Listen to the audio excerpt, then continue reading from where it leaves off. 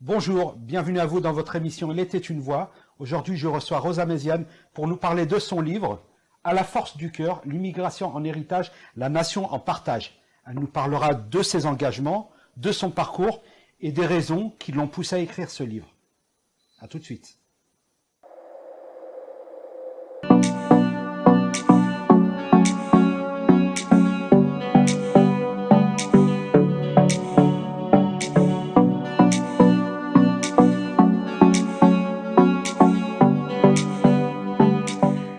Bonjour Rosa Méziane. Bonjour Monsieur Itache. Bienvenue à toi dans notre émission Il était une voix. Alors, on va pas faire appel à tes talents de chanteuse, bien que les envolées lyriques sont ta pratique Ça commence souvent fort, dis donc. sur les plateaux. Mais alors, pour le coup, moi, je t'ai déjà entendu chanter lors d'une soirée caritative à C'est Nanterre. vrai, mais ça commence par des dossiers, comme ça, Non, sans prévenir. Non, en toute bienveillance. Ça m'arrive effectivement de pousser la chansonnette de temps en temps. Mais on t'invitera à l'occasion Écoutez, pourquoi pas. lorsque tu t'engageras sur... mariage, bar mitzvah. Bar mitzvah. Très bien. Avec plaisir. Rosa Méziane, À la force du cœur, c'est un livre que tu as écrit.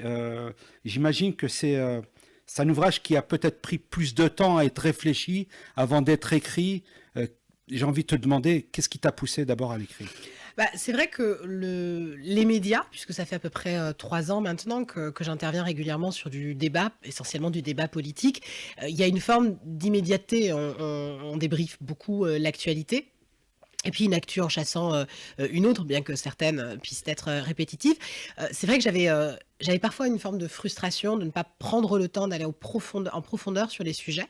Et c'est vrai que souvent le temps, justement, d'aller en profondeur. Dans un débat, oui. C'est compliqué sur une émission. Parce que tu t'en plains un petit peu dans le livre. D'une heure. Oui, bien sûr, parce que les émissions à rallonge où on prend le temps d'aller en profondeur, de ferrailler, mais vraiment idée contre idée, il y en a de moins en moins. Et c'est vrai qu'on est plus à la recherche du clash, de l'opposition, moins de l'intellectualisation, en tout cas des sujets. Donc, je m'en plains effectivement un peu. Et c'est vrai que le livre offre la possibilité de se poser et de ne pas commenter le commentaire ou de ne pas commenter le fait divers et d'essayer d'avoir un regard plus profond, plus nuancé, plus authentique. Et c'est vrai que le livre permet cela. Et puis, la seconde chose, c'est que j'avais envie de parler... de ma trajectoire, parce bien qu'elle soit singulière, elle est aussi assez commune à un certain nombre de Français héritiers de l'immigration. Ça fait un petit moment que je ne dis plus issus de l'immigration parce que j'ai le sentiment qu'on nous renvoie à des pièces rapportées, alors que pour moi, l'immigration, c'est une forme d'héritage qu'on peut vraiment porter fièrement en bandoulière. Et je trouve que parfois, on ne raconte pas suffisamment nos histoires, nos récits, nos témoignages.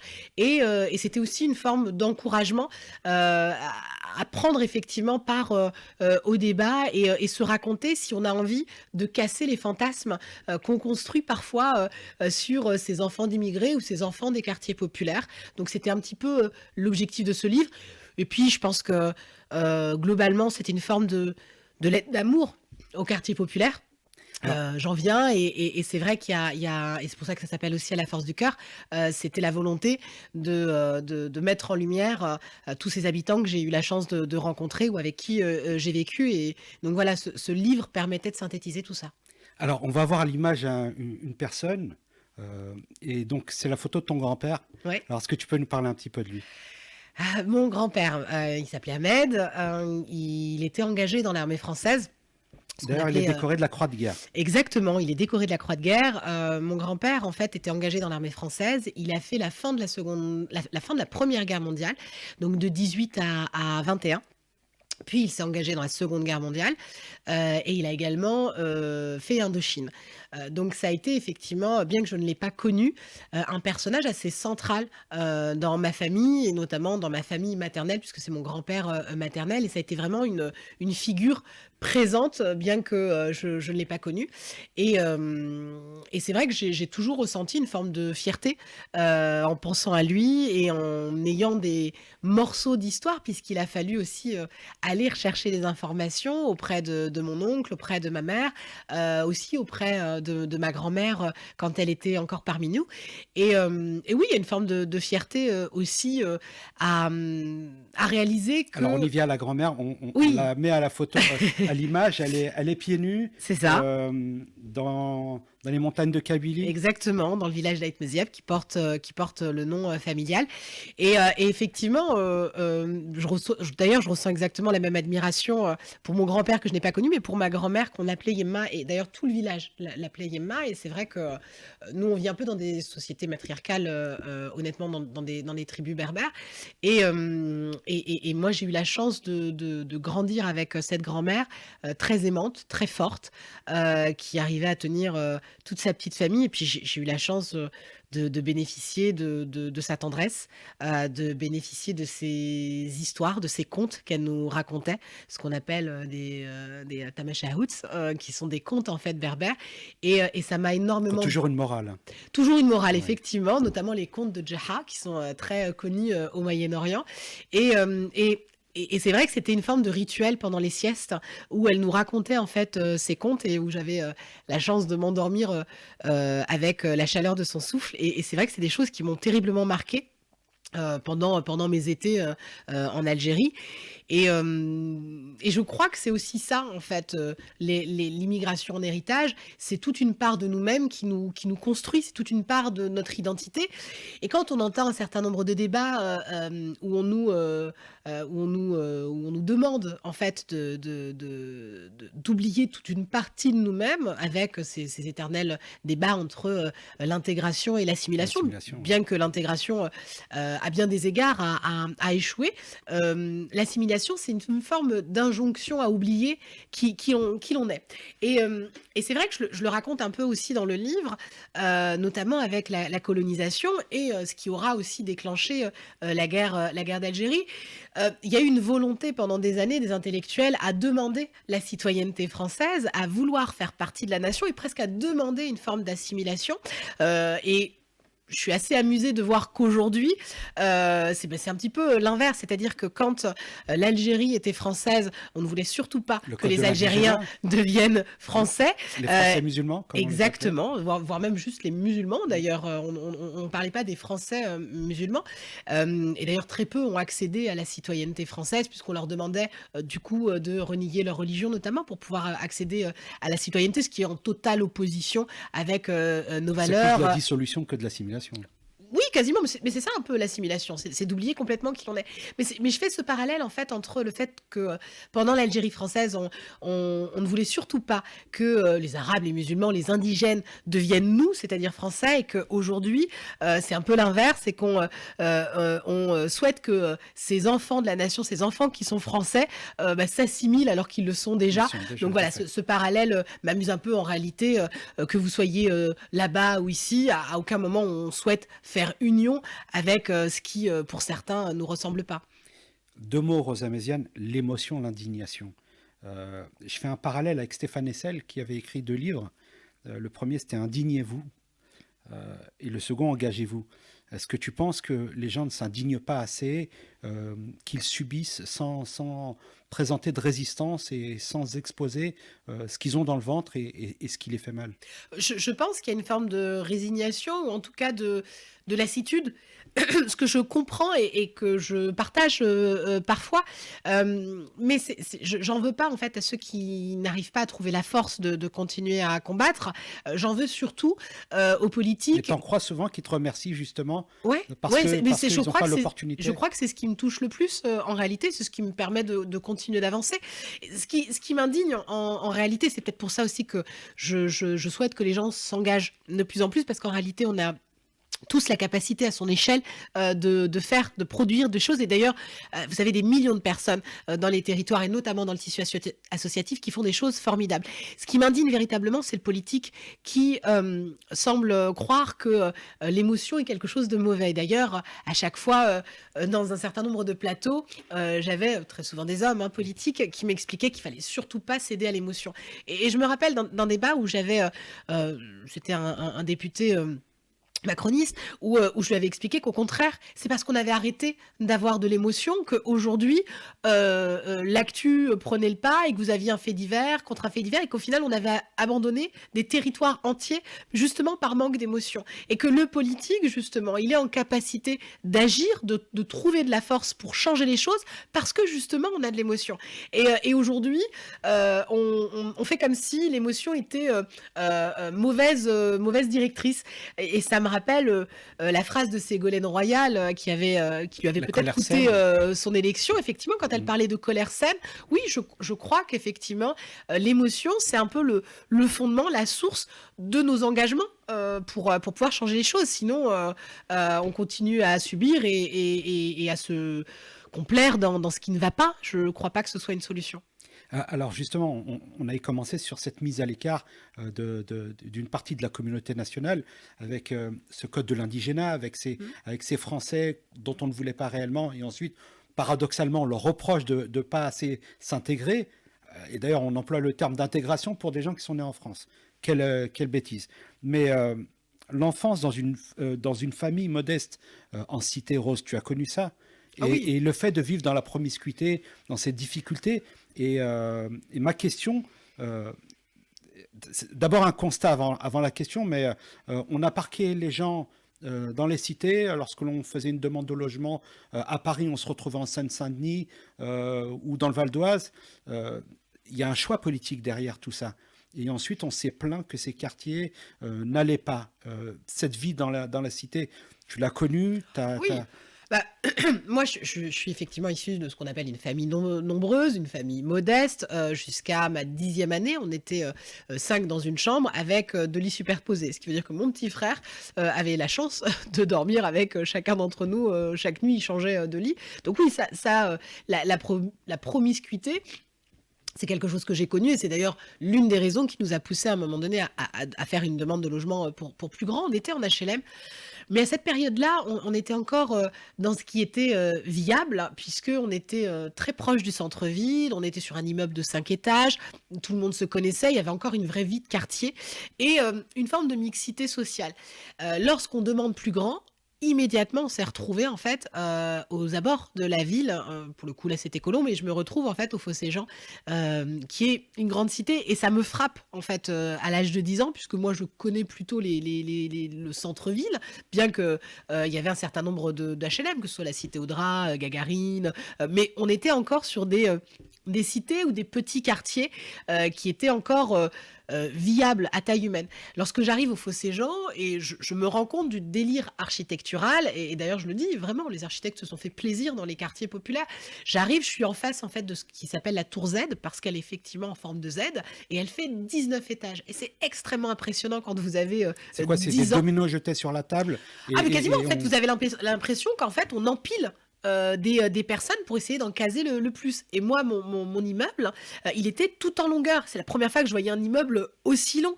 Où quand vous sortiez de l'ascenseur, vous aviez des longs couloirs, comme à l'hôpital quasiment. Donc c'est vrai que c'était des immeubles que je n'avais pas connus, que je n'avais pas saisis. Et à 10 ans, je me rappelle que c'est des choses qui m'avaient frappée. Et de la même manière, on avait une forme d'enfermement dans la cité. Moi, j'ai eu la chance, du coup, en ayant ces premières années grandi en centre-ville, en ayant quelques repères, du coup, je sortais peut-être plus facilement du quartier, mais tout était fait pour qu'on y reste en réalité. Vous avez toujours un supermarché, là pour le coup c'était un Leclerc, vous aviez une boulangerie, un tabac, quelques sandwicheries. Et je me souviens, à peut-être 12-13 ans, ils nous ont rapproché la CAF, comme s'il fallait surtout pas sortir du quartier. C'est la seule sortie peut-être qu'on faisait peut-être en dehors du quartier, fallait surtout pas qu'elle soit faite. Donc oui, même quand on est enfant, on se rend compte de ces choses-là et on se rend compte que tout est fait pour pas qu'on sorte de ce quartier. Il y a ça conjugué au contrôle aux faciès qui vous décourage justement à sortir, à découvrir la vie au-delà de sa ville. C'est vrai que, alors en tant que jeune fille, c'est moins quelque chose que j'ai eu à vivre. Maintenant, les contrôles aux faciès sont une réalité sociologique, chiffrée et documentée. C'est pas ce qui m'a le plus frappée en réalité dans les quartiers. C'est véritablement cette forme de vivre enfermé et de vivre avec une forme de violence un peu constante. C'est-à-dire que vous vous sentez pas en insécurité, mais vous savez qu'à tout moment, la détresse ou la violence peut déraper. Moi, je me souviens d'avoir eu un voisin qui a peut-être fait 5, 6 ou 7 tentatives de suicide. C'est des choses qui sont extrêmement marquantes. De la même manière, c'est dans un quartier populaire que j'ai entendu tirer à l'arme à feu, que j'ai vu des gens se courser avec des sabres, que j'ai vu du trafic de drogue, clairement, donc, où à l'époque ça découpait le shit dans les cages d'escalier, où ça vendait. L'époque de l'héroïne, surtout. Bien sûr, l'époque de l'héroïne, où vous aviez des personnes qui, effectivement, se piquaient dans les caves ou dans les cages d'escalier et qui mouraient. Donc ça, c'est des choses qui vous marquent. Donc, même en tant qu'enfant, alors que vous avez des préoccupations d'enfant, c'est-à-dire que vous allez à l'école, vous essayez d'avoir des bonnes notes, vous allez à la patinoire, vous rencontrez des amis, et en même temps, vous avez aussi cet environnement qui est le vôtre, et du coup, vous composez avec cette forme de violence, et cette violence que vous savez anormale, mais que vous intégrez en fait dans votre référentiel. Voilà, donc ça, c'est, je crois, ce qui m'a le plus marqué dans une vie, dans un quartier populaire. Mais ce que je raconte peut paraître pour certains extraordinaire, mais en réalité, lorsque je discute avec des gens qui sont nés ou qui ont grandi, mais c'est somme toute très commun. Alors, ça tire pas tous les jours, mais ce sont des réalités qu'on a eu tous à vivre. Donc, c'est pour ça que je dis qu'on y vit bien, et en même temps, on a cette réalité qui peut à tout moment déraper. Alors Rose, justement, je voulais aborder ce sujet. Je t'ai quand même posé la question avant, savoir si on pouvait traiter de ce sujet. Tu m'as dit que oui, que tout ce qui était dans le livre, on pouvait l'évoquer. Je te demanderai au sujet de ta santé. Alors, on te découvre un cancer. Exactement. À quel âge? À 12 ans. Je suis en 5e. Je me rends compte que j'ai une certaine bosse au niveau du cou. Je découvre plus tard que c'est des ganglions. On fait un certain nombre de spécialistes avec ma maman pour essayer de comprendre ce que j'ai. Et puis, faute de trouver, on prend rendez-vous auprès d'un ORL, d'un professeur Théier d'ailleurs, à Lumouriez, qui est l'hôpital de notre ville, l'hôpital public de notre ville. Et c'est aussi pour ça que je chéris les services publics, parce qu'on a la chance d'avoir des grands professeurs dans notre service public. Et donc, il pose ce diagnostic qui est la maladie d'Hodgkin, qui est effectivement une forme de cancer du sang, qui produit un certain nombre de ganglions, plus ces ganglions prospèrent, et plus ça atteint les fonctions vitales, et en définitive vous risquez de décéder. Et donc il me prend en charge. Il y a toute une période où je me fais opérer pour enlever les ganglions. On essaye avec un certain nombre de médicaments de peut-être diminuer l'impact de ces ganglions, ce qui marche pas trop, et puis du coup on décide derrière de réaliser une chimiothérapie et une radiothérapie pour guérir pleinement. Et c'est effectivement l'un des événements marquants de mon enfance, d'une part parce que c'est ce qui m'a permis peut-être intérieurement de pousser les premiers rendez-vous, tu y allais toute seule? Alors, les premiers rendez-vous, non, j'y allais avec ma mère, c'est-à-dire pour découvrir ce que j'avais, et c'est vrai que quand elle apprend par le professeur Théier ce que j'ai, oui, et qui lui dit véritablement: rassurez-vous, votre fille va guérir, elle est prise en charge, on a le protocole, elle va guérir. À ce moment-là, ma mère est complètement rassurée. Je suis pas sûre qu'elle saisisse pleinement de ce que c'est qu'une chimiothérapie. Oui, mais quand elle te dit vas-y, tu prends le bus. C'est ça. Et effectivement, ma première séance de chimio. Est-ce que c'est une façon de dédramatiser finalement la chose? Non, je pense que ma maman a beaucoup été présente du coup quand on recherchait ce que j'avais, mais que elle était maman de 5 enfants, que elle avait aussi une réalité professionnelle puisqu'elle était assistante maternelle. Ma mère était couturière puis assistante maternelle, et que en tant que maman, elle devait effectivement gérer sa vie de famille. Et puis, je crois que depuis tout jeune, on a une forme de responsabilité, que ce soit administratif, avec nos parents. Donc c'est vrai que on a toujours été très mature quand on est enfant d'immigrés, ou quand on est enfant des quartiers. Donc oui, je vais à cette première séance de chimio toute seule, et d'ailleurs même toutes les autres, ce qui aura été... je crois que c'est l'une des journées dont je me souviens le plus, puisque quand j'arrive, alors il faut savoir que le samedi avant cette première séance de chimio qui a eu lieu un lundi, ma mère m'emmène au coiffeur Saint-Algue, qui est un coiffeur... C'est dans le livre. C'est dans le livre. livre, qui est un coiffeur en fait de personnes âgées. Et j'arrive moi avec des cheveux extrêmement longs, parce que j'avais les cheveux jusqu'au bas du dos, et je suis obligée de faire une coupe garçonne. C'est ce que m'avait demandé en fait le médecin. Donc je sors de là. Mais ça va pas assez loin. Alors, exactement, et ça va pas assez loin. Donc moi déjà, je passe le week-end à me détester avec cette coupe garçonne. On est dans les années 90, hein, donc compliqué à porter. Et puis quand j'arrive à cette première séance de chimio, je suis frappée par ce qu'aujourd'hui on maîtrise et on connaît, c'est le manque de temps de la part des infirmières. Et elle me dit, oula ma puce, tes cheveux sont encore trop longs, si tu les coupes pas, tu vas être comme ça. Et je me rappelle en fait de ce geste, et bien qu'elle soit très douce, très tendre, elle est prise par le temps et elle me dit, mais moi je dois m'occuper des autres patients. Elle me sort une paire de ciseaux qui faisait probablement mon avant-bras, j'ai 12 ans à ce moment-là, et elle me dit, tu vas vite aux toilettes, tu te coupes les cheveux, et après je t'installe pour ta chimio. Et donc à 12 ans, je me retrouve dans les toilettes d'un hôpital à me couper les cheveux toute seule, un peu comme Édouard aux mains d'argent. Et oui, je crois que j'apprends à ce moment-là à pleurer dignement et à presque rentrer dans le monde de la vie des adultes, puisqu'en plus j'étais en déambulatoire, donc j'avais que des personnes relativement âgées autour de moi. Et donc oui, je suis plongée dans la réalité de la vie. T'adoptes la casquette? J'adopte la casquette, exactement. J'adopte la casquette. Et il y a un passage où justement tous les profs le savent, ouais, plus ou moins, sauf un prof de PS ouais, qui te demande de la retirer. C'est-à-dire qu'on avait un CPE qui avait informé effectivement l'ensemble des professeurs, puisque vous n'avez pas le droit d'avoir un couvre-chef quand vous êtes en classe, sauf que moi je perdais mes cheveux. Et donc à l'époque on n'avait pas les perruques, donc je perds mes cheveux, et donc je suis obligée de mettre une casquette ou un bonnet casquette. Et ce jour-là, le prof de sport, alors qu'on est en extérieur, il me demande de l'enlever. Et forcément je lui tiens tête, parce qu'il est hors de question pour moi déjà d'en parler en public à ce moment-là, parce que j'ai pas du tout envie de le faire. Et puisque c'est pas le moment, à aucun moment j'ai partagé ce moment-là avec mes camarades de classe. J'ai vécu effectivement ma maladie assez seule, bien que mes 2 copines étaient au courant, et même au sein de ma famille, c'est-à-dire que j'ai énormément protéger mes parents. J'avais le souhait de ne pas les rendre tristes. J'avais conscience de mon état et mon objectif, c'était de leur montrer que j'allais bien. Il y a l'une des opérations où je me réveille et je vois mon papa pleurer. Ça, j'en parle pas dans le livre.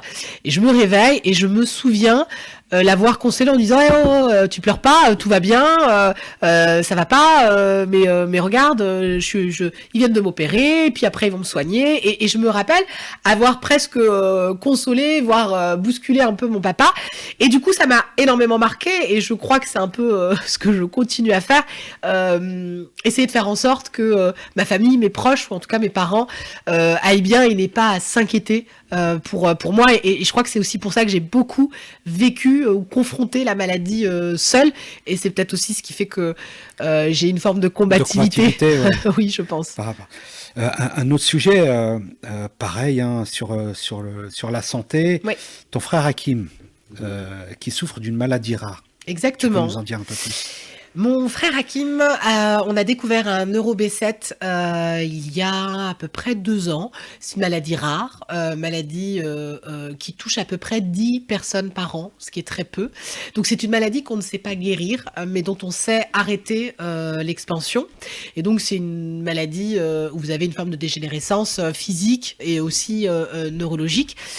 Donc ça nous a effectivement frappé. Moi, mon petit frère, on n'a qu'1 an de différence. Donc c'est une maladie qui l'a touché à ses 36 ans, ce qui est assez compliqué de voir ses proches diminuer. Et forcément, ça a fait écho à ma propre maladie que j'ai eue jeune. Et d'ailleurs, j'ai eu aussi à lui donner beaucoup de courage en lui disant mais ça va aller. J'y suis arrivé. J'y suis arrivé. Mais je sais pas si c'est pas plus facile de l'avoir vécu enfant. À l'âge adulte, c'est compliqué parce que sa vie a été totalement transformée. Forcément, il a beaucoup plus de mal à travailler, voire il ne travaille pas, puisqu'on a beaucoup de mal en fait avec le fait de faire travailler des personnes qui sont en situation de handicap. Et je ne parle pas d'handicapés, mais de personnes en situation de handicap. Et puis c'est effectivement le fait de perdre aussi un de ses amis, parce que vous avez après une différence de vie sociale, clairement. Et Problème d'élocution qui s'installe. problème d'élocution, effectivement, qui s'installe, bien qu'il ait toutes ses capacités, toutes ses facultés intellectuelles, qu'il a sa mémoire, qu'il est terriblement drôle, qu'il fait des blagues. Il y a effectivement des moments où on sent qu'il est en situation de handicap. Et ce qui m'attriste le plus, c'est le fait de savoir que sa vie sera plus jamais la même, mais surtout de voir à quel point notre société est pas aujourd'hui en capacité d'accepter en fait des personnes fragilisées. C'est le cas pour les personnes âgées, pour les personnes qui sont dépendantes, et c'est aussi le cas pour les personnes en situation de handicap. Aujourd'hui, je ne sais pas si c'est du mépris ou si la dureté ou la violence de la maladie fait tellement peur aux gens qu'on préfère faire en sorte de ne pas les voir. On s'isole. Et en tout cas, on les isole pour ne pas avoir à les confronter. Je pense que le fait de voir des gens en situation de handicap ou malades, ça renvoie peut-être les gens à leur propre peur, et du coup, on préfère faire en sorte de ne pas les voir. Moi, je déplore qu'on les sorte quasiment que pour le Téléthon et que le reste de l'année, ils sont totalement invisibilisés. Donc, c'est quelque chose qui me fait terriblement mal. Et c'est l'un des combats que j'aurais peut-être apporté sur le fait qu'on isole complètement les familles. J'en parle dans le livre, le dossier MDPH, donc la maison départementale des personnes handicapées. C'est encore un dossier, comme un dossier CERFA quasiment, que vous devez remplir de façon manuscrite. C'est très compliqué d'ailleurs au début de la maladie de voir comment elle va évoluer. Le C'est limite dossier, décourageant aussi. c'est extrêmement décourageant. Et puis surtout, au début, on pense qu'on va réussir à faire face, sauf que quand on a certains handicaps, ça demande énormément d'être stimulé et que parfois on a besoin d'aide. Et c'est vrai que cette aide, on la perçoit pas forcément au début. On pense qu'on va réussir à y faire face, et donc on laisse un petit peu dans la détresse et dans le désarroi les familles. Le dossier, il a mis presque 1 an, bien qu'on raconte que le dossier met 6 mois, c'est faux, ça a mis presque 1 an à être réalisé. Et qu'en 1 an, vous avez énormément de choses qui peuvent se dégrader, et le fait de se dire de refaire un dossier, parce qu'à chaque fois que vous modifiez, que vous faites une nouvelle demande, vous êtes reparti pour 1 an. Et c'est extrêmement décourageant. Donc j'arrive pas à comprendre comment des institutions comme les impôts ou Pôle emploi ont réussi à se digitaliser, et comment une institution comme la MDPH, où on doit véritablement mettre l'humain au cœur de son action, on soit encore aux années 90, quoi. Donc oui, je pense que Il y a beaucoup à faire. Il y a encore énormément à faire pour faciliter les personnes en situation de handicap et les familles plus globalement, et puis aussi le regard dans la société. Clairement, le regard dans la société, c'est je crois, ce qui me touche le plus quand on sort au restaurant ou qu'on l'emmène en activité. Oui, Cacher ces malades que je ne saurais voir. Oui, c'est clairement ça. C'est clairement ça. Et oui, je crois que ça participe du fait qu'on ne les voit pas assez. C'est une réalité qu'on n'a pas envie de voir. Alors Rose, alors c'est le dernier sujet sur la santé de maman. Oui. Alors, elle est atteinte d'un cancer du sein. C'est ça. Donc, c'est quoi? C'est l'histoire qui bégait. On se retrouve encore dans un Rebelote, autre en monde. fait. Mais en réalité, ce que je raconte, parce que ça peut paraître assez terrible, parce que je l'ai vécu, ma mère aussi, mon frère. Mais en fait, c'est une réalité qui est très commune à des millions de Français, je pense. Et oui, effectivement, ma maman, qui a eu à s'occuper de mon frère, forcément, lorsqu'il était malade, et ça s'est enchaîné avec le Covid, a oublié de faire sa mammographie, parce que c'est tombé, le rappel, en plein Covid. Alors bien que les C'est à partir hôpitaux de étaient ouverts. 50 ans. Les Exactement, à partir de 50 ans, c'est tous les 2 ans, je crois. Et elle en a conscience. Elle me dit, j'ai loupé mon rendez-vous de mammo, mais dès que ça va mieux, je vais aller la faire. Effectivement, elle a raté une année, et une année un peu fatale, puisqu'effectivement, on découvre qu'elle a un cancer du sein. Et encore une fois, la prise en charge, elle est terrible en hôpital public. Là où moi, effectivement, on a eu à tomber sur des gens formidables, la personne lui annonce de façon très brute. Alors, je vais y venir. Oui. C'est bonjour Madame Améziane, asseyez-vous, vous avez un cancer. Exactement. Je êtes vous opéré le propose 15. un rendez-vous C'est ça. jeudi. Je vous opère le Ouais. 15, préparez-vous. Et je crois qu'elle bégaye à ce moment-là, et elle dit non, je vais en parler à mes filles, comme si elle avait besoin de notre Elle autorisation a eu pour quand même être soignée. cette lueur d'esprit. Mais je pense que c'était de faire tellement une violent. pause. Ouais. Il faut comprendre qu'elle fait une ponction en fait, sur le sein. Elle attend angoissée pendant 2 semaines ses résultats. Et ce rendez-vous, elle est pendue aux lèvres de ce chirurgien et qui lui balance cette réalité, mais sans aucune forme, parce qu'il n'a pas le temps. Et donc, il lui dit « Bonjour, Madame Aziane, donc effectivement, c'est un cancer. » Effectivement, d'ailleurs, elle ne le comprend même pas. Donc, effectivement, c'est un cancer. Je vous opère dans 15 jours. Préparez-vous. Et en fait, elle est tellement... rapide, cette vérité amenée, qu'elle refuse à ce moment-là, et elle dit non, j'en parle à ma fille, je reviens vers vous, et il lui dit mais dépêchez-vous, hein, parce que les places au bloc sont rapides. Et ma mère revient vers nous en me disant voilà, elle nous l'annonce, et elle est tellement catastrophée qu'à ce moment-là, on déploie une énergie folle pour la faire accepter à l'Institut Curie, que je salue, et qui ont été des gens mais formidables, véritablement, et qui l'ont pris en charge sur Saint-Cloud, si je dis pas de bêtises. Et là, on a rencontré des chirurgiens, du personnel à l'écoute, attentif, et qui allait jusqu'à même décider en fait le type de cancer qu'elle avait, comment ils allaient l'opérer, et bien qu'elle ait 75 ans, qu'elle avait aucune envie de perdre son sein, le fait de se sentir écouter, de prendre le temps de digérer en fait cette maladie, l'acceptation, exactement. Et puis on a vécu ça comme on savait faire, c'est-à-dire avec beaucoup d'amour et beaucoup d'humour. Et je me rappelle quand le chirurgien lui annonce, parce qu'elle a eu 2 opérations, une première où on a tenté de sauver le sein, et une seconde où il fallait absolument qu'on lui enlève, même si entre les deux on a découvert qu'elle était cardiaque, ce qui a ajouté une petite difficulté.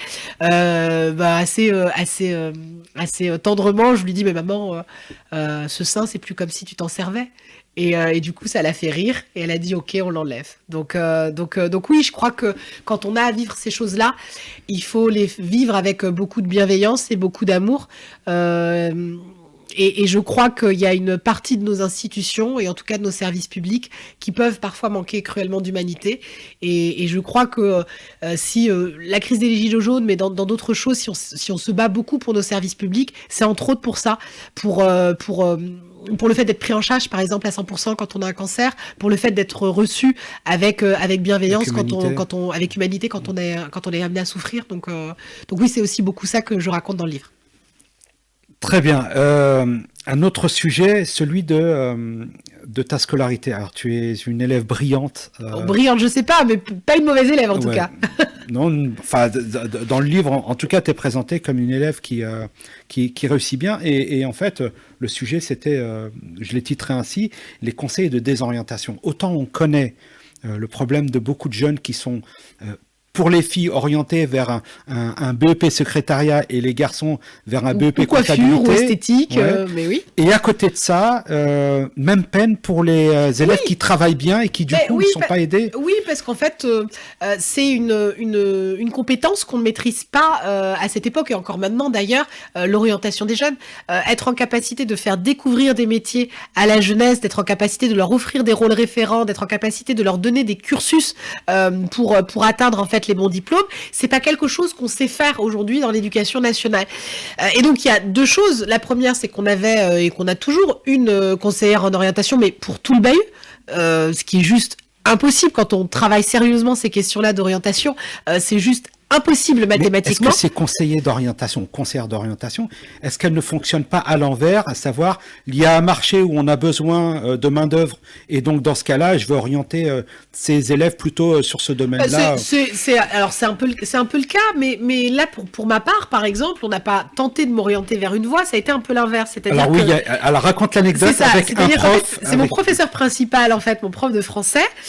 J'ai mis dans mes choix en fait STT parce que ma sœur a fait STT, qu'elle travaille dans une banque, et je me dis bon je vais faire du commerce comme ma sœur, parce que à ce moment-là c'est ma référence.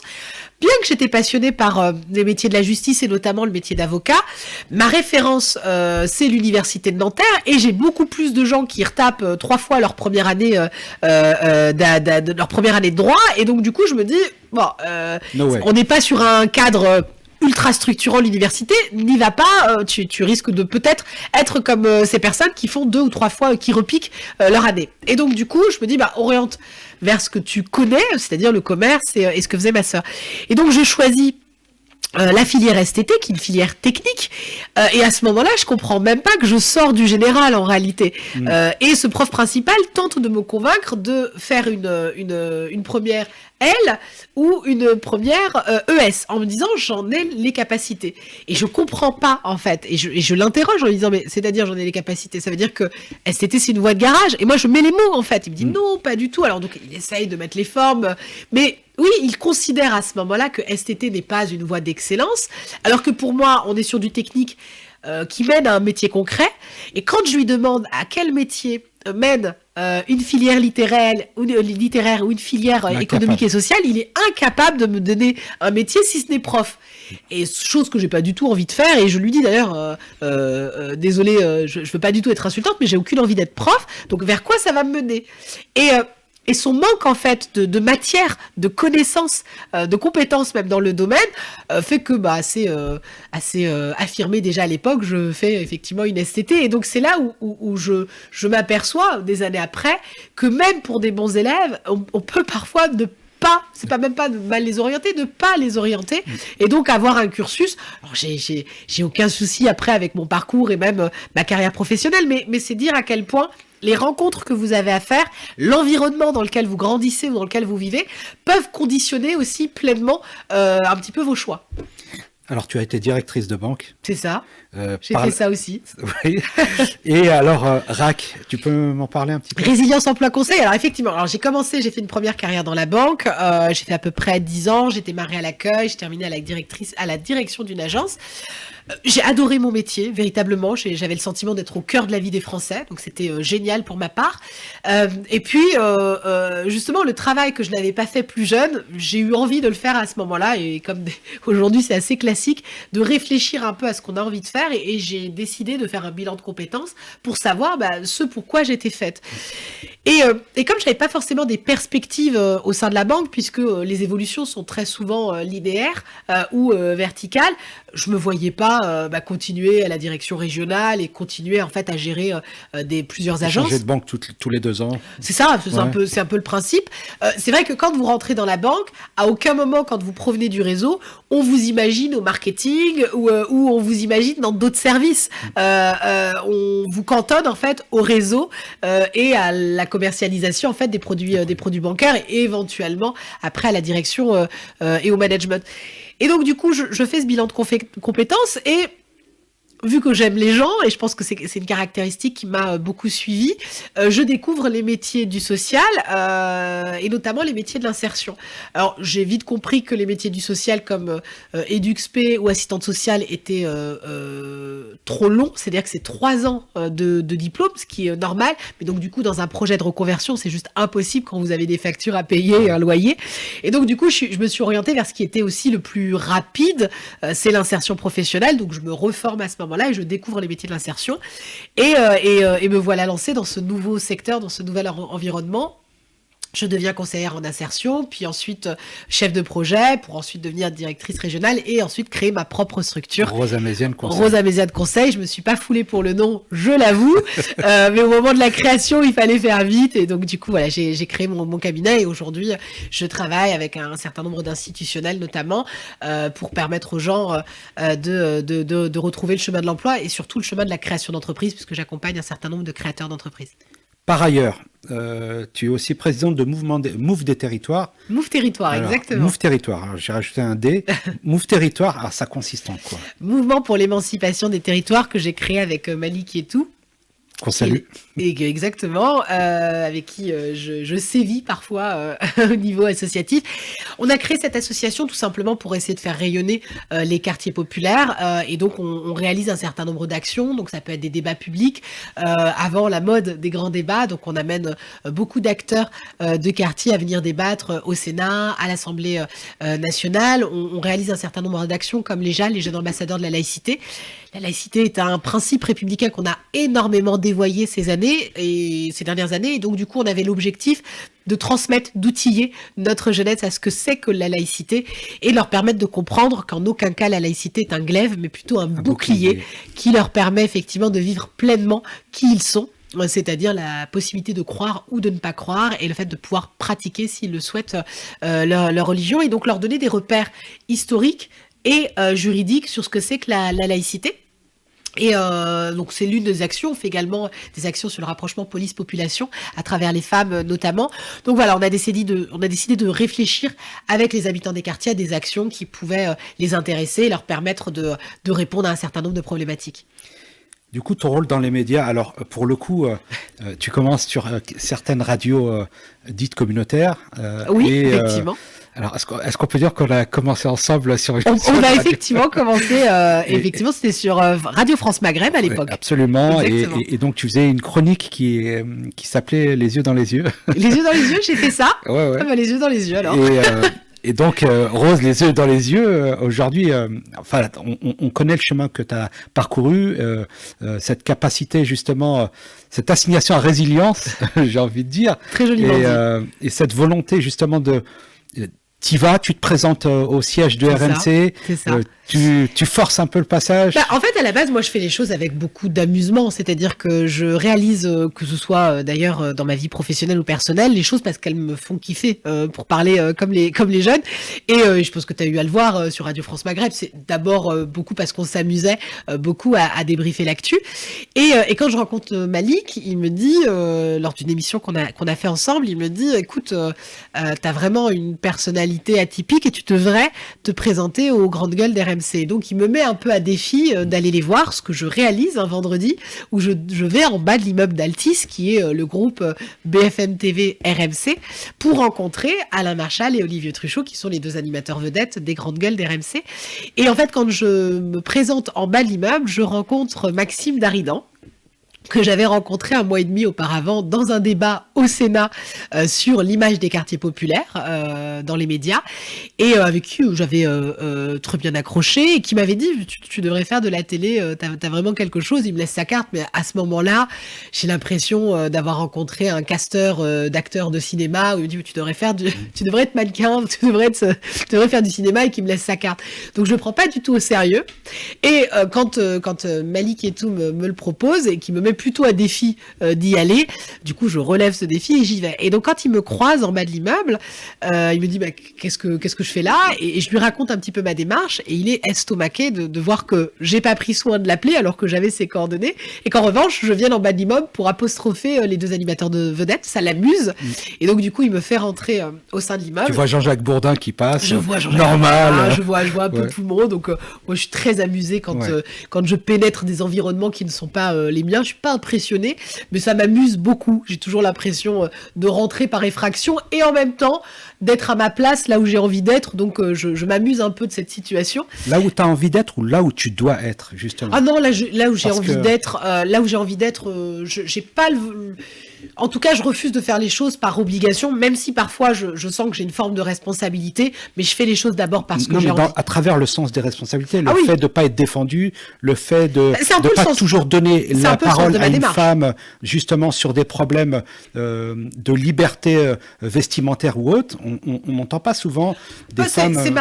C'est un peu l'objectif de ma démarche. Quand je vais voir les GG, je leur explique qu'il manque peut-être un peu de pluralité autour du plateau, que de par mon parcours et ma trajectoire, j'ai peut-être un regard plus nuancé, plus authentique de certains sujets, et que j'ai envie de leur amener. Donc c'est effectivement l'objectif de ma démarche. Alors je me sens pas des velléités à représenter les quartiers populaires. Je crois que on a énormément de porte-voix, et d'ailleurs les quartiers populaires ne sont pas un groupe social homogène. Il y a énormément d'avis, énormément de porte-voix, et c'est nécessaire. Il faut véritablement expliquer que les habitants des quartiers populaires, il n'y a pas de portrait robot en fait. Vous avez autant d'anarchistes que de capitalistes, hein. Donc faut comprendre que les quartiers ont de multiples voix. Il y a une hétérogénéité. Oui. Exactement. Et donc j'avais envie effectivement de porter un certain nombre de sujets, et c'est un peu l'objectif de ma démarche. Et puis c'était un vendredi midi, donc ils étaient déjà partis en week-end, et on a encore une fois une longue discussion avec Maxime Daridan. Il décide d'envoyer un mail. Je lui dis de toute façon, s'il me rappelle pas, on se revoit vendredi prochain. Ça l'amuse. Il fait un mail à la productrice Anaïs Sens, que je salue, qui me rappellera le lundi suivant et qui me proposera le mercredi de faire un test. Et très naïve, je lui dis d'ailleurs, est-ce que c'est un test voix pour le micro et pour la caméra? Elle me dit non, non, c'est un test grandeur nature. Tu participes à l'émission de mercredi. Et voilà comment je suis jetée dans le grand bain des médias mainstream, comme on dit. Et puis ça aura continué encore aujourd'hui. Dans d'autres émissions comme Punchline. Comme Punchline de Laurence Ferrari, comme Morandini sur CNews. Effectivement, j'aime les émissions punchy. Alors, une chose que je n'ai pas constatée dans le livre, la place des femmes dans la société. Tu es une femme et tu revendiques justement ces droits parce que, enfin, tu le fais, mais tu n'as pas besoin d'en parler dans le livre. Moi, je voudrais rappeler juste quelques dates. Alors, l'écart salarial, enfin, le problème de l'écart salarial entre les hommes et les femmes, le droit de vote en 1945. 1965, droit d'ouvrir un compte et gérer ses biens, travailler sans accord préalable de leur mari. Enfin, 1965, c'était hier. Il y a tant à faire. Aujourd'hui, on est encore dans une société misogyne. Oui. La femme doit jouer des coudes pour trouver sa place. Bah, moi, je l'ai toujours fait. Je ne sais pas si je l'ai fait en tant que femme, en tant qu'enfant d'immigrés, en tant qu'enfant des quartiers.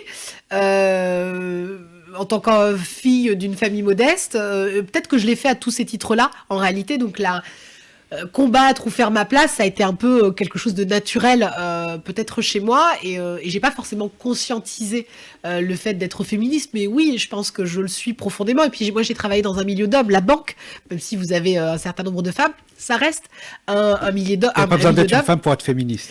Non, je pense que déjà, effectivement, il n'y a pas besoin d'être femme pour être féministe. Par contre, c'est des sujets que j'ai eu à porter avec l'actualité énormément, vigoureusement. Vous pourrez retrouver des clashs, notamment sur le football féminin, sur un certain nombre de violences sexuelles, ou aussi sur de la pédocriminalité. Donc, oui, c'est forcément fatalement des sujets qui nous portent, mais qui nous portent en tant que société. Je me sens pas forcément concernée en tant que femme, je me sens concernée en tant que citoyenne en réalité. Et oui, on a encore beaucoup à faire. Moi, j'ai eu la chance de grandir dans un environnement où mon papa était profondément féministe. Je le raconte là où il est plutôt d'usage de construire, de bâtir sa maison dans le village paternel. Moi, c'est dans le village maternel. C'est dans le village maternel qu'on a construit notre maison en Algérie. Mon papa, quand ma mère qui a continué à aller en Algérie pendant la guerre civile qu'il y a eu dans les années 90, c'est vrai que c'est mon papa qui s'occupait de nous pendant 5 étés, donc il s'occupait de 5 enfants, à leur faire à dîner, à leur faire leur toilette, à les emmener au parc, à les emmener au centre de loisirs. Donc oui, je crois que j'ai grandi aussi avec cette figure paternelle assez féministe et que du coup, j'ai pas été peut-être formatée dans certains rôles préconçus, bien que ma mère s'occupait aussi du foyer, inévitablement. Mais voilà, je crois que j'ai pas peut-être eu les référentiels que d'autres ont pu avoir. D'ailleurs, tu pars au ski avec une copine et tu l'as au téléphone. Oui. Et alors, qu'est-ce qui se passe? Alors en fait, on a une vraie complicité avec mon papa. Alors, faut savoir que mon papa a quitté. Alors très jeune, il a travaillé. Il est sorti de l'école. Un peu parce que la guerre commençait déjà à l'époque, donc il est sorti de l'école et donc pour s'en sortir, il vendait des billets de tombola avec un paquet de gâteaux à gagner. Il a vendu du pain également dans les villages et assez jeune, je crois à 15 ans, il a rejoint la capitale Alger pour vendre des journaux et puis ensuite travailler dans la restauration. Et je le dis d'ailleurs, c'est probablement de là, sur les longues plages algéroises, qu'il a forgé ses mollets de cycliste, puisque mon papa a véritablement la ligne et c'est un grand marcheur, pas le macroniste, mais marcheur avant l'heure. Et c'est vrai qu'à 17 ans, il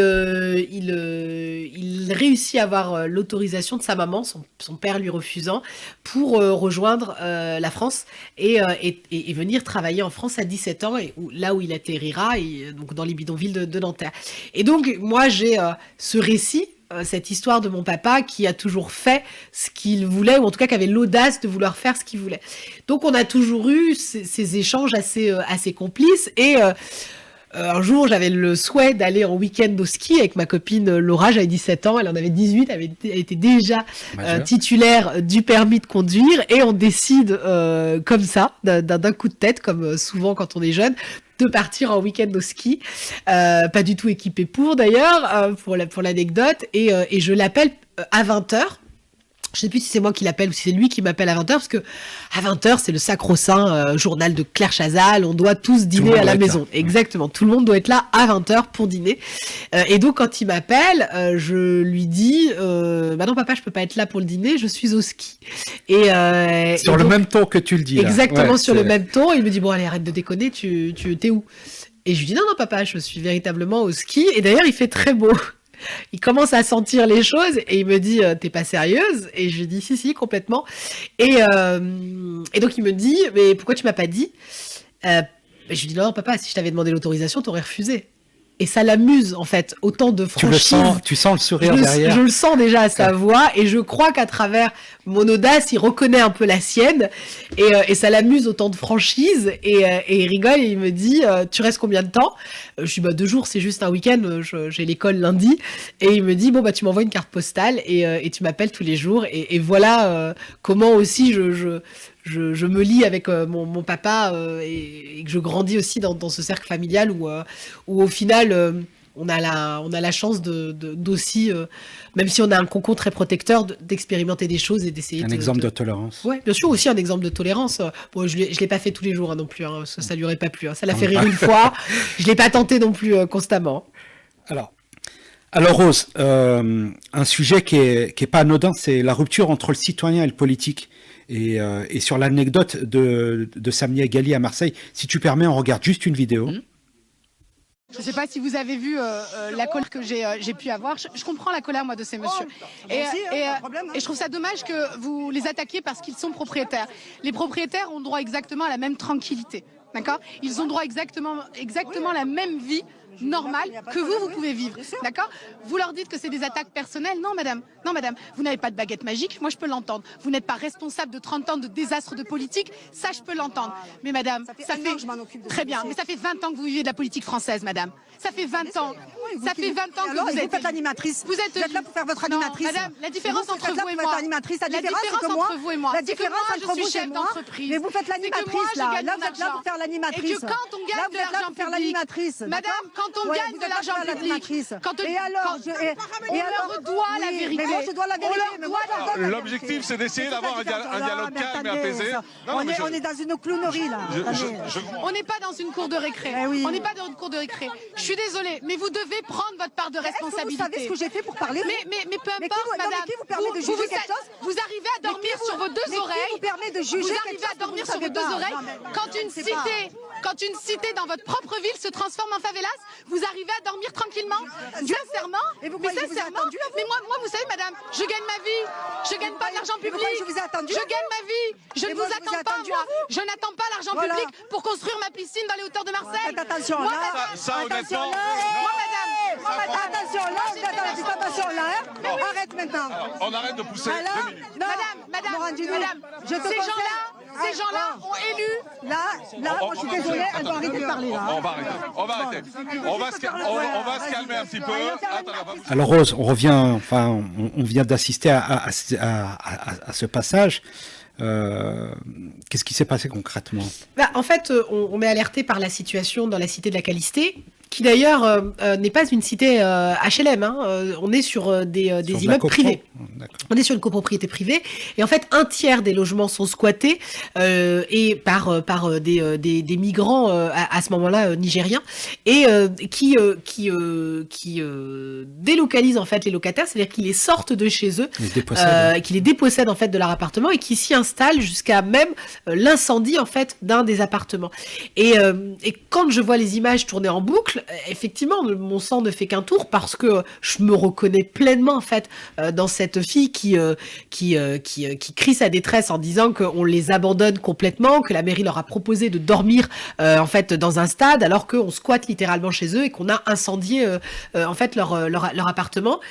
Et je vois cette cité, mais moi qui pourtant vais souvent dans les quartiers nord, mais complètement délabrée. complètement délabré, complètement laissé à l'abandon. Et vous n'avez strictement rien. Et je pique une colère en expliquant que c'est la République en fait qui s'est séparée de ces territoires, là où on ne cesse de parler justement de séparatisme. Et j'en appelle en fait à Benoît Payan, maire de Marseille, à Samia Ghali, qu'on entend si souvent sur la question des quartiers populaires, et aussi au préfet.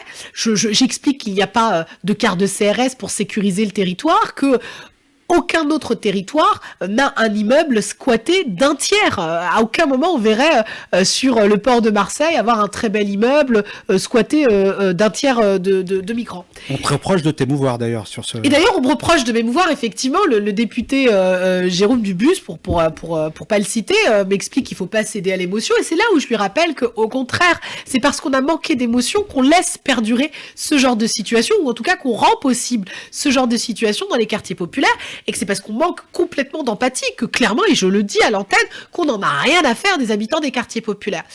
Et de cette colère, Samia Ghali sera amenée à répondre le lendemain sur l'émission de Jean-Marc Morandini, où elle invitera les acteurs de l'émission à venir voir le travail qu'elle réalise. Et c'est là où s'ensuit un deuxième clash qu'on aura pu voir sur la cité de la Calistée, où je suis scandalisée par sa capacité à se déresponsabiliser de la situation. Et je lui dis, est-ce qu'elle arrive à dormir clairement lorsque une cité se transforme littéralement en favela sur son territoire, et elle me renvoie en fait à ce que je fais moi. Donc elle me demande, mais qu'est-ce que vous faites vous, moi qui suis chef d'entreprise ou acteur associatif? Elle me porte une responsabilité que je n'ai pas. Elle est élue. Et je lui dis clairement que ça fait 20 ans qu'elle vit de politique, de la politique, que c'est elle qui en prend la responsabilité puisqu'elle a demandé aux habitants de l'élire, et que c'est de sa responsabilité. Et donc, comme elle ne cesse de me répéter, faute d'arguments, ce que je fais moi, je lui dis que moi je crée de la richesse et que je ne construis pas une piscine avec de l'argent public chez moi. Et je crois que cette petite phrase aura mis le feu aux poudres. Ce que je veux dire, c'est que on peut pas faire carrière en politique sur la thématique des quartiers populaires et ne pas s'émouvoir quand vous avez des gens en détresse sur votre propre territoire. Et malgré moi, j'ai été effectivement obligée de la remettre face à ses responsabilités. Bien que je ne nie pas qu'elle ait, dans le passé, interpellé énormément les politiques. Elle demandait l'armée à l'époque d'intervenir. Mais alors, moi, je ne crois pas. L'armée est là pour faire la guerre et en aucun cas pour assurer la sécurité, et que c'est le rôle de la police nationale, et elle le fait bien. Donc, je ne crois pas que c'était une bonne idée, mais au moins, elle avait l'envie de faire bouger les choses, et je lui reconnais pleinement. D'ailleurs, je ne pense pas qu'elle soit responsable de 30 ans de désastre de politique publique dans les quartiers populaires, et c'est d'ailleurs même par ça que je commence. Par contre, j'admets moyennement qu'elle se déresponsabilise, et d'ailleurs qu'elle explique même à un des habitants qu'il arrête de se plaindre, puisque avant, à la cité de la Calistée, c'était les Bourges, et qu'elle a grandi dans un bidonville. J'ai trouvé ça léger comme argument, et je crois que quand on prend la responsabilité de se présenter au suffrage, on continue à prendre ses responsabilités quand on a le poste et quand on a la paye. C'est en tout cas ma casquette de chef d'entreprise qui me pousse à lui répondre de cette façon-là. Alors, elle n'y va pas, par contre, elle envoie du monde. Vous vous rendez compte par la suite que oui, certaines personnes avaient infiltré... Alors, en fait, elle a été peut-être un peu choquée qu'un certain nombre d'habitants m'applaudissent et m'encensent quand effectivement, je pique ma colère. Et on apprendra, effectivement... mais d'ailleurs, dès le début, en fait, quand on arrive à Calistée, je vois des habitants échanger avec d'autres en leur disant « Mais vous venez d'une autre cité, qu'est-ce que vous venez faire, en fait, pour l'émission, vu que vous n'êtes pas concernés ?» Et effectivement, on comprendra qu'il y avait un certain nombre d'émissaires de Samia Ghali venus peut-être défendre ses positions, mais ça, en politique, vous savez comment ça se passe. On a tendance à essayer de parer, de contrer et d'essayer d'avoir des bonnes images.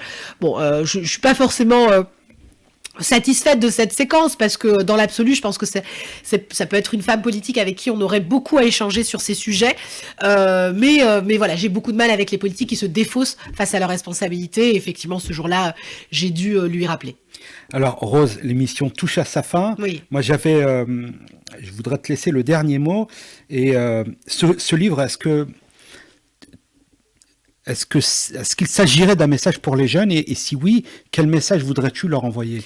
Alors, je l'ai dit un peu au début de l'émission, c'est une forme de lettre d'amour, c'est presque un cri du cœur aux habitants des quartiers populaires, mais à la nation française dans sa globalité. Et puis oui, je crois qu'on a un peu le rôle de passeur. Bien que je continue à agir professionnellement, associativement sur ces questions, je crois que notre jeunesse a un rôle à jouer et à bien des égards ils le font et ils nous surprennent d'ailleurs sur leur capacité à se mobiliser. Mais plus largement, oui, j'aimerais qu'ils puissent s'engager avec ou sans indignation, mais en tout cas s'engager pour essayer de faire pour essayer de changer les choses. Ils sont la force vive de notre nation et je crois que chaque génération a son rôle à jouer. Je crois que mon grand-père a eu la responsabilité de défendre les couleurs de notre drapeau. Il a fait sa part. Il a fait sa part. Mon père a bâti en partie cette nation en y participant économiquement.